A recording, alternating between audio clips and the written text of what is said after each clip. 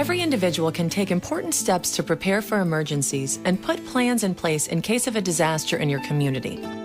If you have a disability or other access or functional need, you may have to take additional steps to protect yourself and your family. People with disabilities and people who have access and functional needs have to take a very proactive position in their personal preparedness. If you think about it, we do it every day. We're ready for the next little disaster that we will face every day. I always say, prepare as if no one's coming to rescue you.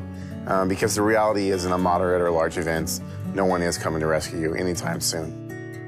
It may be a very short period of time, it may be a more extended period of time, but you need to prepare as if you're not going to have any of the resources that you might typically depend on. The best way people can start to plan is by looking at the individual parts of their daily lives and figuring out where the potential gaps are. Do an inventory of yourself.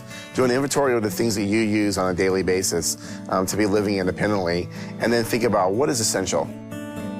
Think about the strategies, services, devices, tools, and techniques you use to live with a disability on a daily basis. These may include medications, durable medical equipment, service animals, assistive technology, communication tools, and transportation. You really have to be focused as to what are your needs if you end up going to a shelter for 4 or 5 days, or if you're stuck in sheltering in place because people just can't get to you.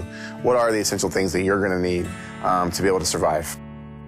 As you think about assembling a support team, you need to be thinking about who are the people in your workplace, who are the people in your neighborhood, who are the people in your community, who might be able to assist you. Go over your emergency plan with everyone in your support network. Make sure that someone in your personal support network has an extra key to your home and knows where you keep your emergency supplies. And teach them how to use any life-saving equipment or administer medicine in case of an emergency. It's important that you find out in those places where you receive services on a regular basis, you find out what their emergency plans are.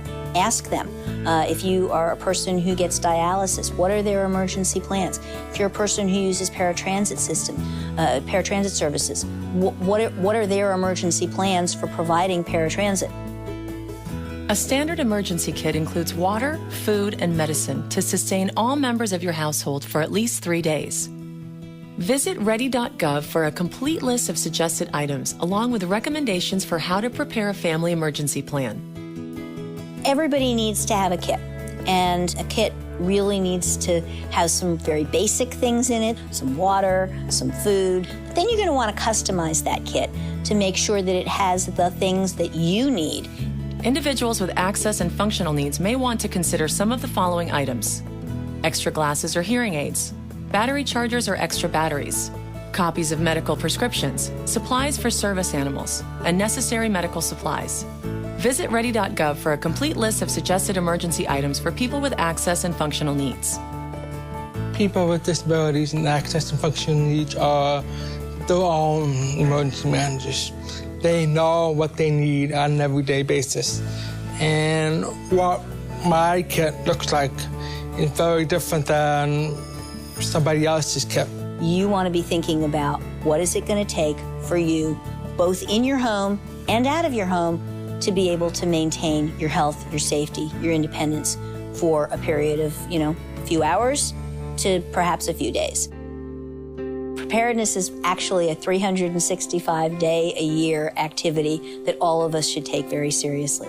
It's important that every day we do a little something to keep ourselves as prepared as we possibly can. The most empowering thing you can do is take charge for yourself during disaster, during the little storms and the big storms. And that's probably the most positive thing you can ever do for yourself as a person. Because that gives you control. That gives you control over the outcomes. Download this brochure about preparing for disaster for people with disabilities and other access and functional needs from ready.gov. Check out the other information available on the site and get started preparing today.